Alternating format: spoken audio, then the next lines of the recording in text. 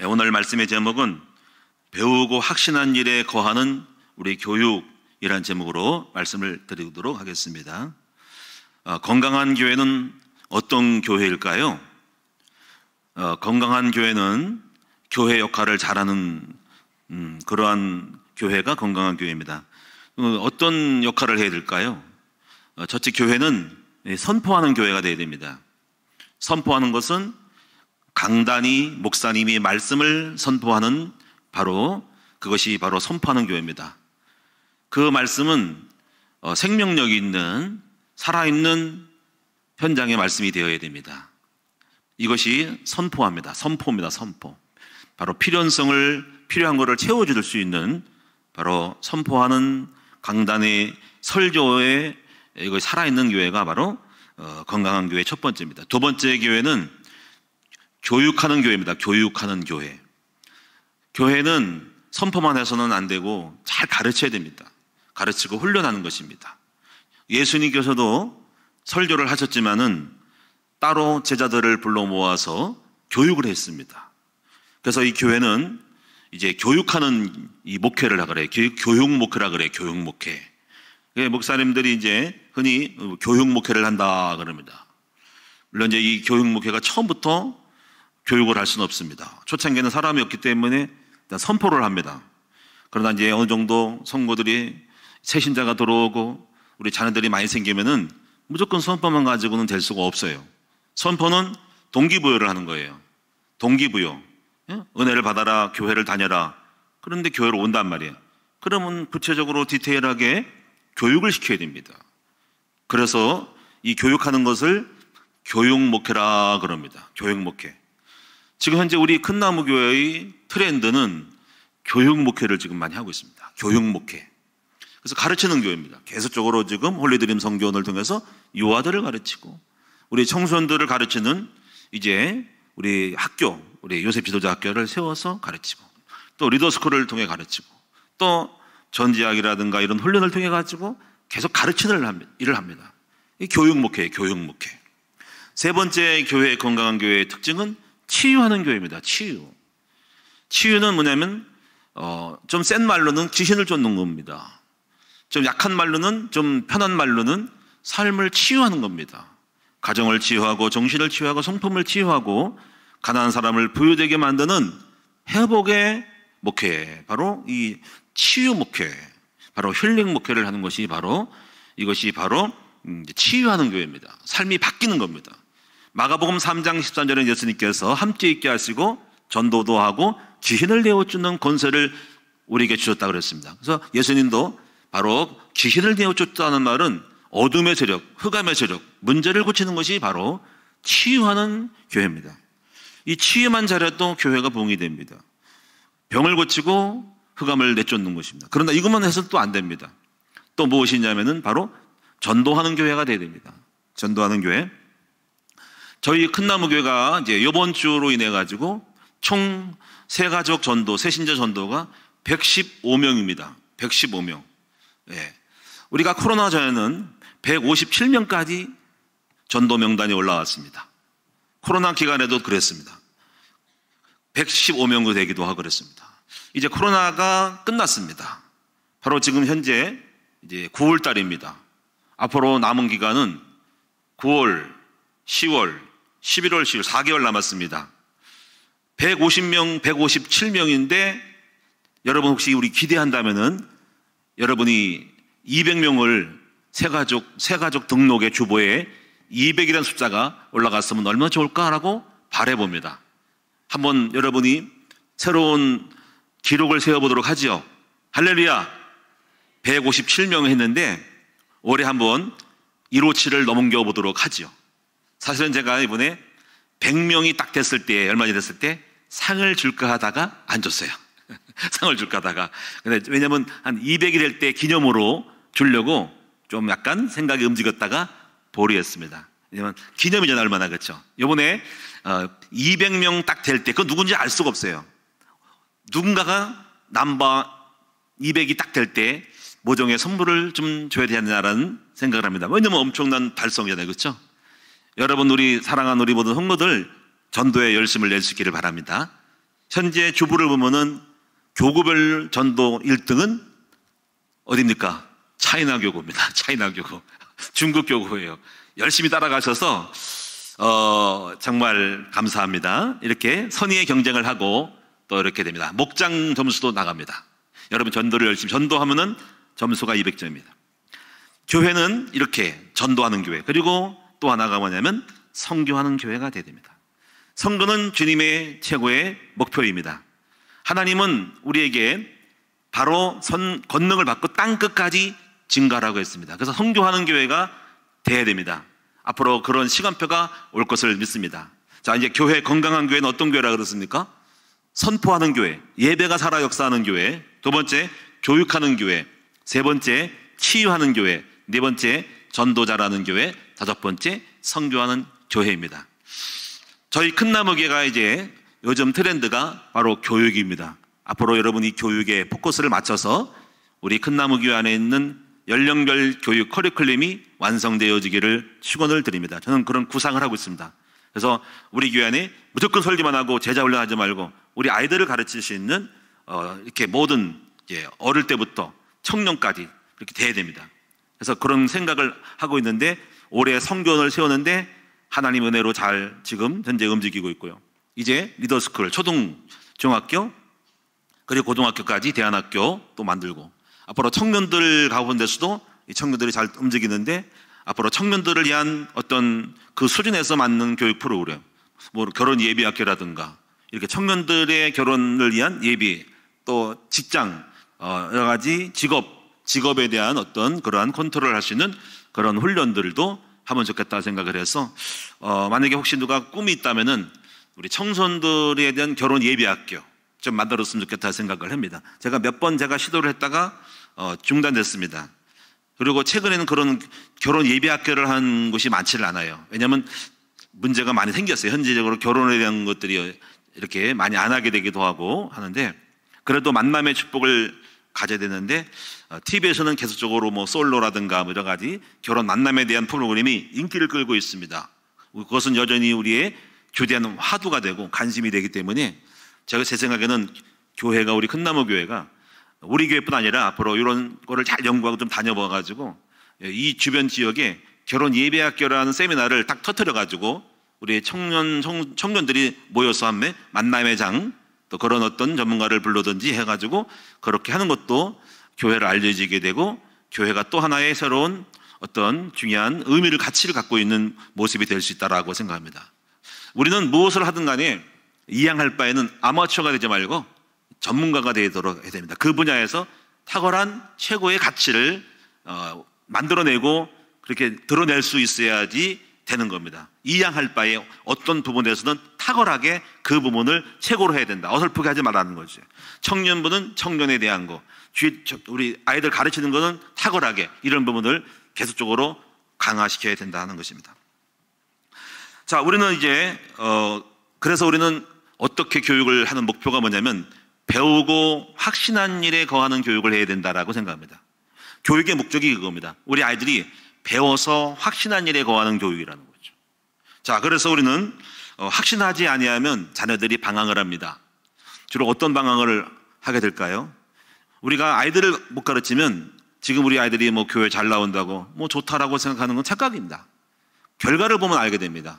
5년 후에 10년 후에 이들이 가정생활을 하게 되고 인생을 살게 될 때 교회를 떠난다면 우리의 책임이고, 가정이 엉망이 된다면 우리의 아픔이고, 그들이 신앙을 버린다면은 도무지 우리가 뭘 했는지를 모르는 게 된 겁니다. 우리는 역사를 많이 봅니다. 김일성이는 교회를 다녔습니다. 그의 어머니가 강반석이라면은 반석에 내 교회를 세우르니 믿음이 있는 사람임을 알게 됩니다. 그런데 신앙교육을 제대로 못해가지고 공산주의에 빠져가지고 오늘날 북한을 만들어가지고 전쟁을 일으킨 사람이 되지 않나요? 바로 기독교인의 자녀입니다. 신앙적 방향이 있는 사람이, 대표적인 사람이 칼 막스입니다. 여러분, 칼 막스 누군지 아십니까? 바로 그의 아버님이 유대인입니다. 유대인 가정입니다.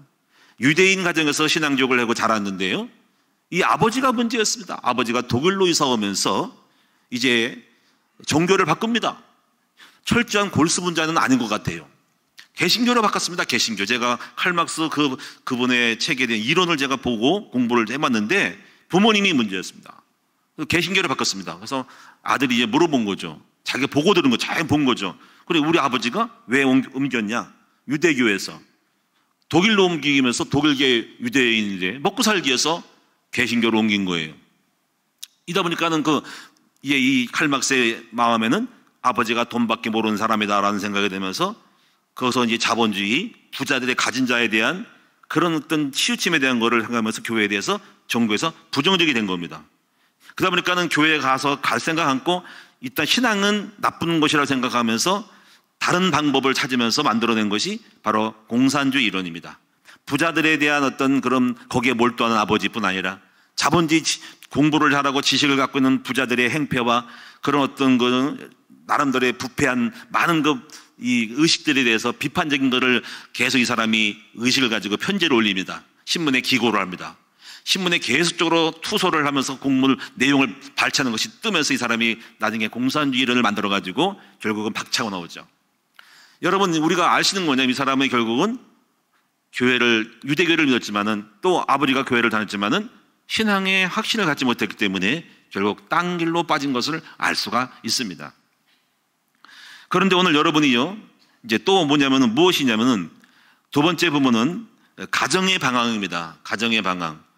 복음에 확신이 없는 사람들은 가정의 방황을 하게 됩니다. 그래서 이 깨어진 가정을 만들게 됩니다. 우리가 부모님들을 봤을 때 부모를 통해서 가정에 확신을 못 가지면 자기도 모르게 깨어진 가정을 또다시 연출해낼 수밖에 없는 투사가 생깁니다. 투사. 부모님이 가정을 등한시하고 이렇게 뭔가 방황하는 모습을 때 제대로 된 가정에 결정적인 확신을 못 가질 때 똑같이 그들도 성장하면서 가정을 갔을 때 그렇게 해도 된다라고 하는 가치가 만들어지는 거예요. 아버지가 뭐 바람 피운다, 등한시한다 할 때 그건 안 된다고 하면서도 보이지 않게 그래도 되는구나라고 하는 가치관이 투영이 되는 거예요. 이걸 투사라고 하는 겁니다. 그러면 그 아이도 똑같이 아버지가 한 짓을 하게 되고 가정을 적당하게 되면서 그런 것들이 이제 가정의 확신이 없게 되는 것입니다. 그러니까 사실 보여주는 것이 굉장히 중요하다는 얘기죠. 건전한 가정을 가지고 있는 부모의 모습을 딱 보여줄 때 그 부모 밑에 자란 아이들은 바로 가정의 안정성을 갖고 확신을 갖고 방황하지 않는다는 것입니다. 세 번째 부분은 개인 인생의 방황입니다. 개인의 인생, 삶의 목표, 무엇 때문에 살아야 될지 자기의 삶의 목표와 그리고 방법을 잘 모르면서 방황하는 겁니다. 대표적인 사람이 어거스틴입니다. 어거스틴. 사실 이 어거스틴은 세 가지가 다 포함된 사람입니다. 신앙의 방황으로 만유교에 빠졌습니다. 나중에 이제 하나님을 회개하면서 또 개인적으로 술 취하고 방탕에 빠져가지고 또 다른 여자랑 잠을 자가지고 아기를 낳습니다. 이거 가정의 방황입니다. 신앙의 방황입니다. 인생을 무엇 때문에 살지 몰라가지고 날마다 주색잡기에 빠졌습니다. 이 어거스틴이 바로 이 세 가지 방해에 빠졌습니다. 만유교에 빠졌습니다. 이단에 빠진 것입니다. 그러다가 오늘 하나님이 딱 깨트려가지고 신앙의 방황이 끝난 순간에 가정의 방황이 끝나고 개인 인생의 방황이 끝나고 인생의 나중에 기독교 역사의 교부가 됐죠. 참회록을 쓴 사람이죠. 고백록을 쓴 사람이에요. 이렇게 됐습니다. 여러분, 또 한 사람이 있는데 우리가 이 아브라함 링컨입니다. 사실 링컨은 어머니가 일찍 돌아가셔가지고 새어머니 밑에 살았습니다. 새어머니. 이 새어머니 밑에 살았을 때 새어머니가 신앙에 돈독한 사람입니다. 신앙을 갖게 하고 또 성경도 읽어주고 독서를 해주면서 잘 키웠기 때문에 이 아브라함의 링컨은 가정적으로 문제가 있고 그렇게 배울 수 있음에도 불구하고 잘 자라가지고 신앙의 방황이 끝나고 가정의 방황이 끝나고 또 말씀대로 살면서 인생의 방황이 끝나면서 그는 노력을 해서 미국의 대통령이 될 수가 있었던 것입니다. 오늘 우리는 그래서 우리의 교육은 여러분이 우리 아이들이 방황이 끝나고 배우고 확신한 일에 거하는 교육을 해야 합니다. 그래서 우리는 이제 역할이 중요한데 우리는 이 두 단체에서 역할을 해줘야 돼요. 첫째가 교회 역할, 두 번째가 부모 역할입니다. 부모 역할. 교육은 교회로만 되는 것이 아니에요. 학교만 돼서 안 되고 부모님이 교육을 해야 됩니다. 부모 교육이 중요합니다. 제가 이제 그 유대인 세마 교육, 대안학교 교육에 관심이 있어서 제가 유대인 세마 교육에 대한 거를 몇 년 전에 제가 참여한 적이 있어요. 서울에.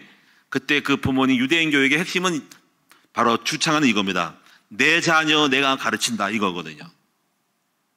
그래서 내가 참 유대인의 교육은 내 자식은 교회만 맡기지 않고 내가 가르친다는 것이 사고의 사상입니다. 그래서 아버지가 친히 가르칩니다. 아버지가 가정의 선생이 되고 납비가 됩니다. 다 가정의 회장이 되어서 여러분 절기일 때마다 똑같이 절기를 행해요. 초막절 때는 옥상에다가 초막집을 짓고 똑같이 절기를 보여주면 무교절을 먹으면서 다 신앙교육을 다 합니다. 밥상머리 교육을 통해서 계속적으로 밥을 먹을 때마다 말씀을 전합니다. 그러니까 이게 부모님들은 신앙의 교육을 직접 가르치는 교사라고 쓰는 겁니다. 그래서 우리가 이제 아이들 교육에서 두 가지 중요한 방법은 뭐냐면 교회의 교육, 두 번째는 부모님의 교육입니다. 그래서 여기서 우리는 앞으로 우리가 무엇을 해야 될지, 교회가 무엇을 해야 될지를 알게 됩니다. 바로 부모님들을 자녀를 교육 잘할 수 있도록 부모 교육을 시켜야 한다는 거죠, 교회가. 오늘 앞으로 이제 우리가 반향을 말하겠지만은 이제 우리 홀리드림 선교는 유아를 책임지는 교육기관입니다. 그러면 이제 아이들에게 이 유아 교육을 통해서 어느 정도 검증이 되면서 이제 앞으로 제가 구상할 것은 뭐냐면은요, 유아 교육에 관심 있는 아기를 키우고 있는 부모님을 대상으로 하는 유아 교육 세미나를 열어야 한다는 거죠. 이것은 청소년도 마찬가지입니다. 청소년 부모를 향한, 청소년 엄마 아빠를 향한 청소년 부모 교육을 위한 세미나를 이제 각 기관에서 실시를 해야 됩니다. 그것은 몇 가지 방법이 있습니다. 전문가를 영입하거나, 근데 전문가만 영입하지 말고 자체적으로 우리 김혜진 사모라든가 우리 김혜영 사님이 사실 이 전문가들입니다. 이들이 교사의 교육에, 부모 교육에 일부를 담당해가지고 이 교육을 시킬 수 있는 사람이 되어야 됩니다. 그래서 외부에 있는 것은 아웃소싱인데 그것만 의존해서 안 되고 충분히 넉넉하게 자체 교회 인재가 전문성을 갖기 때문에 부모님들을, 교회 안에 있는 부모님들을 깨우고 가르칠 수 있는 부모 교육을 할 수 있는 사람으로 거듭나서 완전한 전문성을 갖고 있는 우리 교사들이 되어야 된다는 것입니다. 오늘 그러면서 제가 이제 그런 전체 교육을 생각하면서 기도하다가, 작년에 기도하다가 올해 기도하다가 드디어 하나님께 감사해서 홀리드림 선교를 세웠습니다. 처음에는 몇 명 안 되는데 제법 이렇게 성장을 해가지고 이렇게 또 옮기고 오늘 또 이렇게 또 새롭게 2층도 쓰고 올해 또 3층을 쓰면서 1, 2년에 걸쳐서 성장하게 된 것에 대해서 감사를 드리고 참으로 너무 기쁘게 생각을 합니다. 여러분도 많이 호응과 도움을 줘가지고 성장을 잘해서 이렇게 잘 긍정적으로 발전하게 된 것을 감사를 드립니다. 앞으로는 이제 우리가 또 하나의 그런 부분을 일단은 기본적으로 찜해놓고 이제 요셉 지도자 학교 청소년들을 위한 교육기관을 세우기 위해서 그 시간표 속에서 지금 또 투자를 하고 있는 거거든요.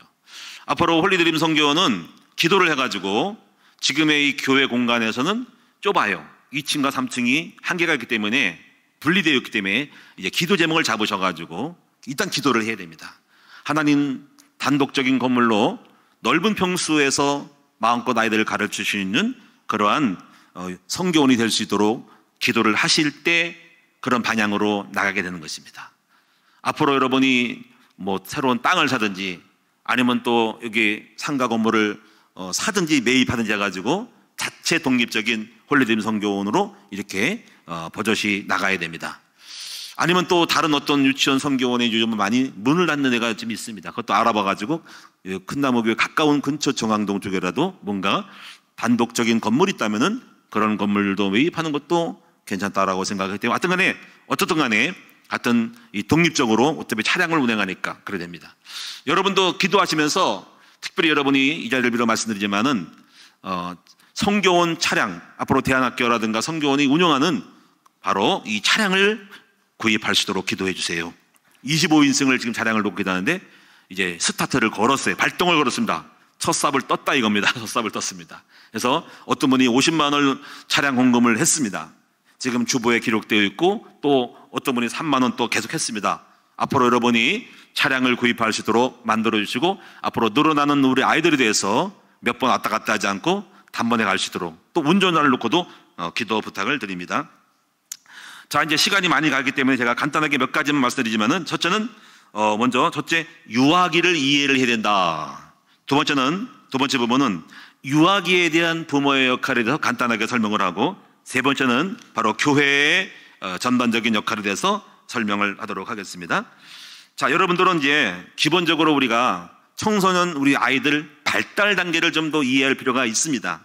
여러 가지 어렵게 많은 부분을 여기서 말하고 싶지는 않아요. 에릭슨의 여러 가지 사회 활동 여러 가지 여러 가지 많은 몬테소리에 대한 것도 있고, 또 피아제 교육도 있지만은 몇 가지 많은 복잡한 건 여러분 전문가도 알 것인데, 기본적인 상식은 몇 가지 있습니다. 저는 몇 가지 이렇게 생각을 해요.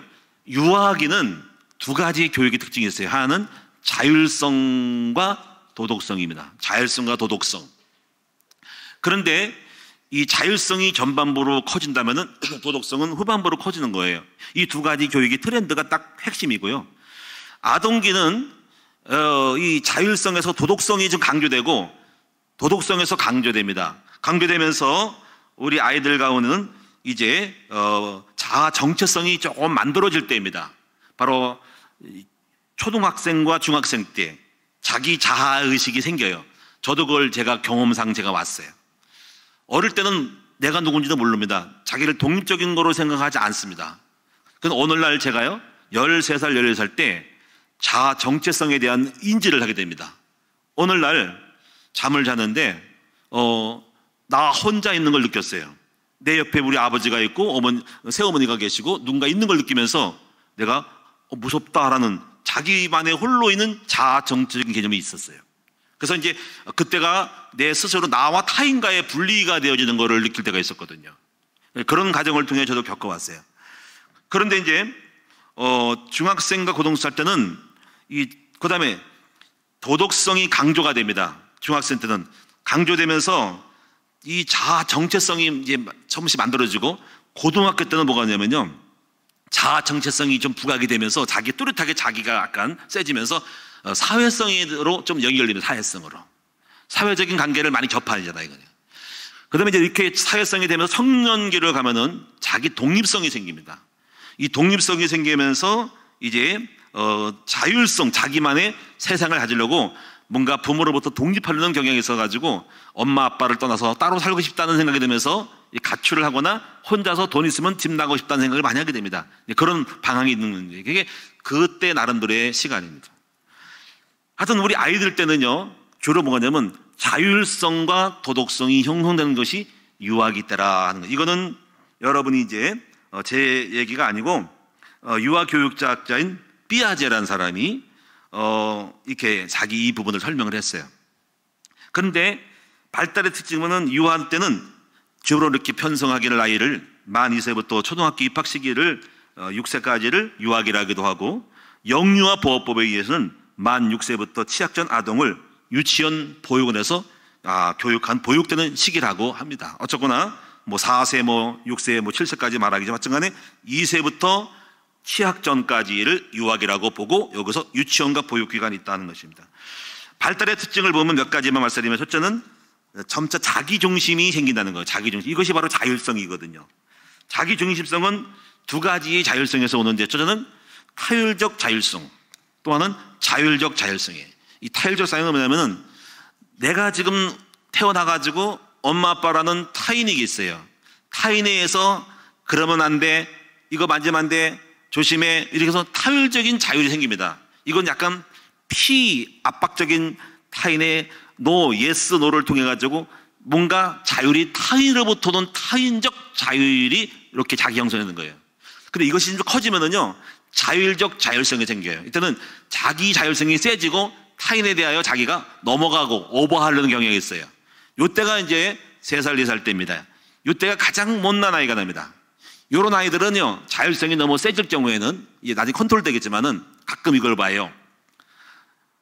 롯데마트라는 데 보면은 이 놀이터, 장난감 거기에서 애가 앉아가 뗐어요. 그게 몇 명 봤어요.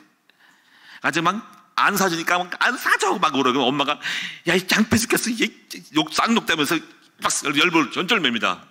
그러면 이제 저는 고집세 나이, 이때가 꼭 3세, 4세, 5세 때 굉장히 강하잖아요.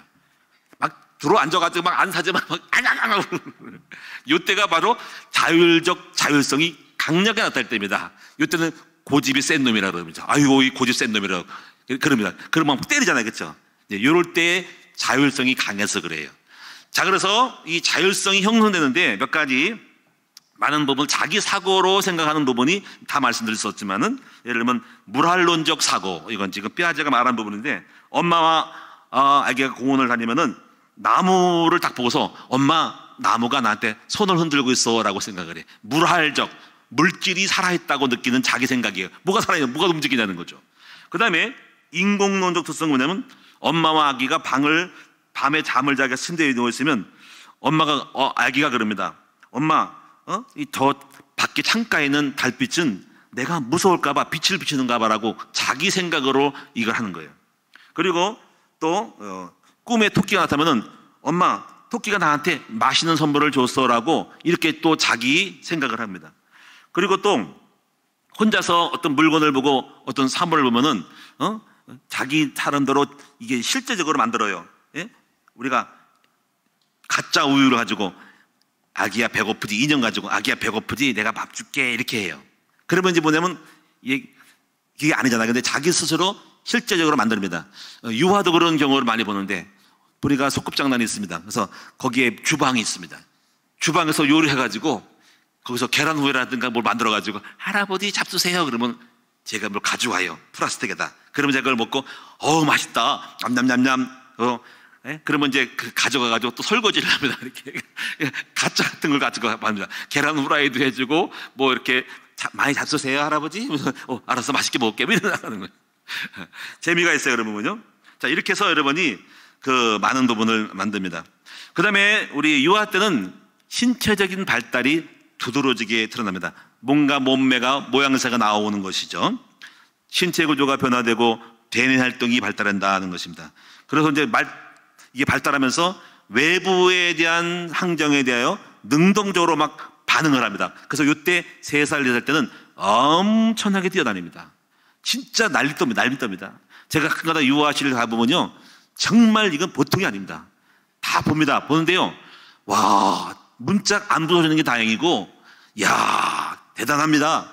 거기에 뭐 이상한 위험한 거 있으면 큰일 납니다. 근데 또 중요한 거는 교육을 받은지 놀고 날 때는 싹 장난하고 다 치우더라고요. 야, 또 대단하네 그럽니다. 어쨌거나 사방팔방으로 지치지도 않아요. 피가 막 도는가 봐, 막 그냥. 언어 발달입니다. 언어 발달. 언어의 연결을 하는 건데요. 요즘 제가 이렇게 유아를 보면 진짜 언어 발달이 좀 제가 볼 때 참 많은 걸 깜짝 놀랍니다. 이번에 이런 게 있었답니다. 뭐 예배 드릴 때 이렇대요. 엄마, 예배 드립시다 하면서 유아는 찬송하고 엄마는 기도하고 아빠는 설교를 합니다. 이러면서 어떻게 사고를 연결할까, 이런 것들을 다 보고 있는 거죠. 자, 생활 습관에 이런 확립이 됩니다. 그래서 유치원 교수 잘 하잖아요. 대소변 가리기, 손 닦기, 물건 정리하기, 내 물건 네 물건 잘 가려서 잘 정리하기 등 이렇게 생활 습관에 대한 것들을 이렇게 합니다. 자, 이런 것들이 점점 커지면서 이제 개성이 점점 이런 차원이 뚜렷해지는 것이죠. 자, 두 번째는 우리 유아기 된 부모의 역할에 대해서 부모님 됩니다. 부모님 돼. 이거는 제가 칼린스키라는 사람의, 미국의 심리학자라는 사람의 예화를 들어봤는데 6단계로 부모상의 정립이 된답니다. 제 1단계는 부모상의 정립 단계. 이거는 임신기간에 해당된대요. 아기를 가졌을 때 이미지를 형성하는 단계죠. 부모님이 자기 자신의 정립이죠. 그러니까 부모가 되기 전에 부모 태아교육이거든요. 사실 태아교육은 부모 교육입니다. 부모가 되어서 아기가 내 안에 뱃속에 있을 때 바로 투영시키는 거. 그 엄마가 막 불안하고 그러면 안 되나요? 엄마가 평안하면은 그 평안함을 갖고 있는 아기에 대한 이미지상을 준비하는 거예요. 그리고 감사하고 기쁨에 대한 거를 부모가 하는 겁니다. 그래서 심신의 안정과 평안과 확신과 담대함이 보이지 않게 아기는 아주 작은 어떤 생명의 씨앗이 있지만은 바로 부모님이 아기에 대하여 이미지상을 준비하는 단계입니다. 이걸 태아교육이랍니다. 태아가 뭐라 하겠습니까? 근데 태아교육 사실 엄마 교육입니다. 부모 교육입니다. 자, 그래서 이 부분 속에서 바로 이제 아직 태어나지 않지만은 엄마의 이미지를 투영하면서 엄마가 확신, 감사, 평안함으로 딱 자기를 만들어갈 때 아기에게 바로 아기가 뱃속에 자라는 엄마의 교육이 시작된다는 거죠. 두 번째 부분은 부모님이 아기가 태어났을 때 양육 단계인데 초기 단계, 출산해서 2년 단계, 이거는 애착 단계라. 그 애착 단계는 주로 다른 거 하지 않고 깐난애기니까 바로 젖주면서 애기 안아주면서 눈 맞추기, 그리고 뽀뽀해주기, 피부 접촉하기, 그리고 애들은 뭐라 하지만 응얼응얼 될 때 바로 말해주면서 정속 교감함을 통해서 애착이 형성되는 거죠. 애착. 이때 애착이 형성된 사람에 대한 거를 반응이 많이 나가잖아요, 그렇죠? 이때는요, 어때는 저도 만약에 애착이 안 될 때는요, 저를 싫어해, 초창기는요. 우리 애들이 저 싫어했어요. 할아버지 무섭다고 안 갔어요. 애착된 것만 가고 저를 이제 이상하게 보는 거죠. 요즘은 근데 이게 바뀌어가지고 저한테도 잘 안기는데 초창기는 약간 섭섭하더라고요. 저한테 안아가지고 할머니한테 애착돼가지고 할머니한테 할아버지한테 안아요. 그래서 야, 이게 이놈들이 아주 이거 아주, 근데 애기니까 이해하잖아요, 그렇죠? 지금은 잘 가가지고 애착이 형성됐는데 초기 때는 초창기 때 애착된 부모나 엄마, 그리고 딴 사람한테 애 가면은 운다든가 그러잖아, 그렇지? 울어버린단 말이야. 응하고 엄마한테 간단 말이야. 그게 애착이 아직 안 돼서 그렇잖아요. 그러니까 자꾸 접촉하고 만나고 좋은 이미지를, 인상을 줘야 되죠. 근데 인상 쓰고 있으면 안 됩니다. 꼬누고 있으면 무서워하니까 안 합니다. 그래서 항상 보기만 하면 싹 웃고 입을 쪼개는 거지. 착. 할아버지 인상 좋네 하고 오는 거죠. 그래서 일부러 애기만 오면은 화냈다가도 여보 왜 하다가 애기가 보면은 안녕? 또 화내고 이렇게. 그러니까 좋은 이미지를 주고서 좋은 할아버지로서 애착을 하는 거죠. 그 다음에 여러분이 이제 3단계는 부모상의 건의 단계. 이 건의 단계는 부모의 건의를 보여줌으로써 이것이 아이의 자율성에 대한 이 형성을 해주는 거예요. 부모가 예스와 노를 확실하게 해줌으로써, 부모의 건의를 보여줌으로써 그건 안 돼, 이건 돼, 그러니까 이건 앉아, 일어나, 이런 것이 우리가 애완견 할 때 있잖아요. 그 엄마의 그 키우는 그 견주의 주인이 그 애완견이 방작에 막잖아. 그러면 처음에 가르칠 때 그러냐면 부모의 건의를 딱 보여줘라. 안 돼, 내려와. 이게 부모의 건의를 보여줄 때 그 대상은 거기 건의에 복종하면서 자기 스스로의 컨트롤하는 자율성이 생기는 거예요. 그래서 부모들도 분명히 yes, no, 애가 못 알아듣죠. 안 돼, 이렇게 엄숙하게 딱, 안 돼, 그래. 그러면 싫어하는 거, 좋아하는 거에 대한 거를 계속적으로 삶 속에서 이렇게 자꾸 보여줌으로써 건의를 만들면서 그 아이가 거기 하지 말 것과 할 것과에 대한 자기 스스로 해야 될 거, 안 돼야 될 거를, 이 건의를, 자유를 만드는 겁니다. 이 자녀의 그러니까 부모가 분명하지 않으면 아이의 자율성이 떨어져요. 뒤죽박죽, 엉망진창, 했다가 안 했다가, 감정에 따라서 이리 갔다 하면 애는 헷갈리는 거예요. 헷갈리면 그 아이는 자율성이 없는 이상한 아이로 만들어지고 두리뭉실한 아이가 되는 거예요. 그래서 이제 규칙과 질서를 정확하게 주므로 일관성이 있는 거를 줘야 됩니다. 일관성 없으면 안 돼. 일관성이 적어서 거기에 대한 학습을 해야 하는 거예요. 그래서 이때부터 부모와 아동의 분리가 이루어지면서, 그리고 이제 해야 됩니다. 그리고 아이의 이걸 키워가는 중에 아이의 자율성을 존중해야 됩니다. 존중해주는 것은 제가 예를 들면 거예요. 우리 아이들한테도 항상 그럽니다. 할아버지니까 일로 가져와, 무조건 뺏지 않습니다. 만약에 오늘도 그랬어요. 우리 할머니가요, 할머니 누구죠? 김상희 할머니가요, 자동차를 2개를 가져왔어요. 그래서 우람이 하나 주고 유아 주더라고요. 근데 내가 이제 그걸 보고 일로 와봐, 가져와, 뺏으면 안 됩니다. 이렇게 말해야 됩니다. 유아야, 할아버지 한번 보여줄래? 요청을 해야 됩니다. 그러면 네, 줍니다. 그러면 고마워 해야지. 내가 무조건 확 뺏으면 안 되고, 그건 자율성이 없이 무대뽀 하는 거예요. 그럼 허락을 받아야 됩니다. 그 스스로가 그래 드릴게요 하고 줘요. 그러면 고마워요. 그리고 또 이렇게 또 감사해 하고 줍니다. 그래서 뭔가가 이렇게 억지로 하지 말고 아기의 의견을 존중하는 가운데서 정확하게 그 스스로가 나를 싫어 그러면 안 받아야 됩니다. 왜 싫어? 이리 가져와! 이러면 안 돼요. 먹는 것도 그렇습니다. 먹는 거, 입는 것도 그렇습니다. 먹을래? 그러면 이게 해야 되는데 무조건 빨리 벌려. 그러면 이제 끝나는 거예요. 그래서 이런 부분이 굉장히 중요한, 자율성이 일반 강제 통행하면은 아이는 자기 줏대도 없는 아이가 되면서, 그러면서 반항하게 되면서 그 자율성이 무너지는 겁니다. 아기의 인격과 스스로의 선택과 판단을 존중해줌으로 아이의 정서가 자율성이 생기게 만들어야 된다는 거죠. 도덕성은 마찬가지로 좋아, 안 돼, 싫어, 안 돼, 하면 안 돼, 이런 거를 분명히 만지면 안 돼, 이걸 해야 돼, 거짓말하면 안 돼, 이런 걸 친구 거를 이렇게 정확하게 도덕적인 부분을 알려줘야 한다는 것입니다. 4단계는 부모의 설명 단계입니다. 설명 단계는 아까 권위로서 당분간 행위로 보이지만, 설명은 뭐냐면 무조건 강제로 윽박지르거나, 그러니까 강요하면 안 돼요. 항상 아이에게 어릴 때부터 왜 하지 않아야 되는지, 네가 이것을 왜 해야 되는지를 설명해야 됩니다. 여러분이요, 우리가 이걸 안 되면요, 무슨 아이는 감정적이 돼요. 충동적이 될 수 있습니다. 그러면 여러분의 인생 망치는 겁니다. 여러분, 아이가 충동적이고 감정적인 아이는 부모님이 잘못할 수가 있어 그럽니다. 왜?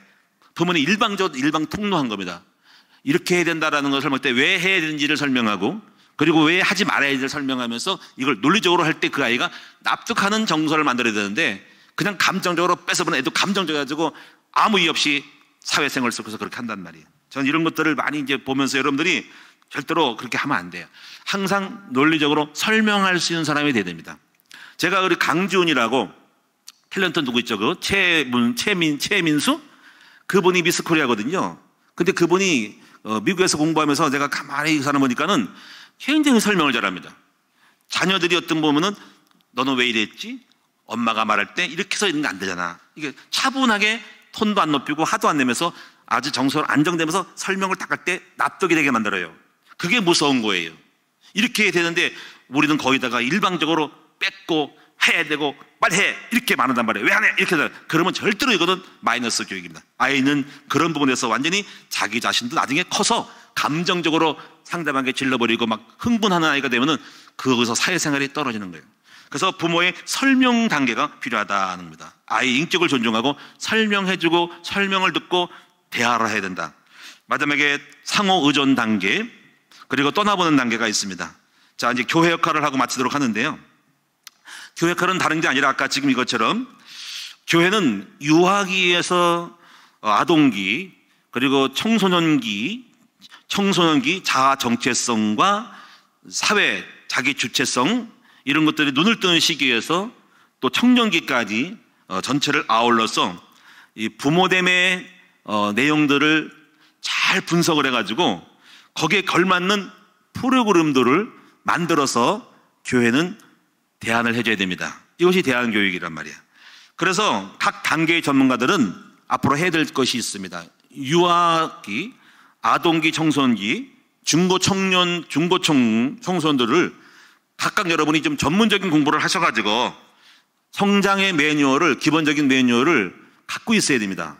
그리고 앞으로 여러분이 각 단계별로 성경뿐 아니라 세미나를 좀 열어서 그걸 가져오면은 세미나를 개최하도록 할 테니까 각 단계별로 전문가들을 초청하는 영입을 하고 담당자들이 거기에 강의를 해가지고 자체 교회 내에서 각 단계별로의 성장 매뉴얼, 발달 매뉴얼을 정확히 공유하도록 만들어서 우리 큰나무교회 이것이 아주 특별한 것이 아니라 아주 보편적으로 만들어서 교육이 탁월하게 만들어내는 것이 프로그램도 마찬가지고 해서 우리 교육은 교회 주일학교만 맡기는 것이 아니고 대안학교 이런 거 리더 보이는 게 아니라 부모님이 직접 교육할 수 있는 교육의 상시적인 그런 공부를 할 수 있도록 교사 세미나를 해야 된다라고 말씀드리고 있습니다. 그래서 앞으로 그렇게 기도해 봅니다. 각 기관별로 성경적 부모교육 세미나를 열어라.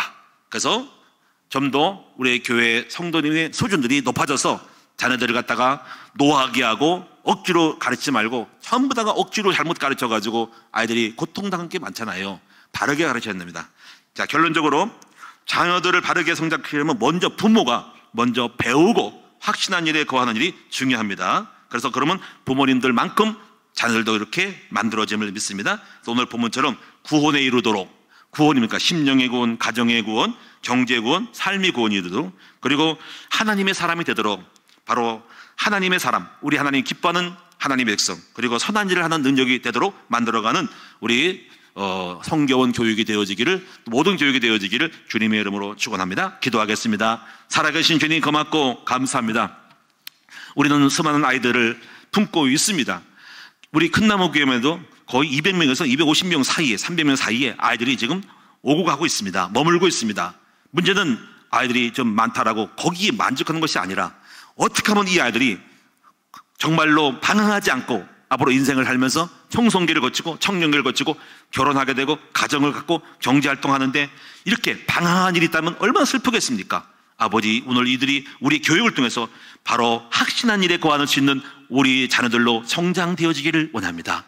아버지, 그래서 우리는 우리 부모님들이 깨어있게 하여 주시고 특히 오늘 홀리된 성경을 통해서 이 유아교육에 대한 눈을 잘 떠서 전문가가 되게 도와주시고 우리 부모님들을 깨워서 함께 승리할 수 있도록 만들어 가도록 도와주옵소서. 아버지, 우리 홀리즘 성결의 원장님들에서 교사들을 축복합니다. 또 유치부를 축복합니다. 아버지, 이 모든 선생님들을 축복합니다. 주님 인도하셔서 우리 큰나무교회 바로 유아교육의 기름 부음이 넘치게 하여 주세요. 예수님의 이름으로 감사하며 기도하옵나이다. 아멘.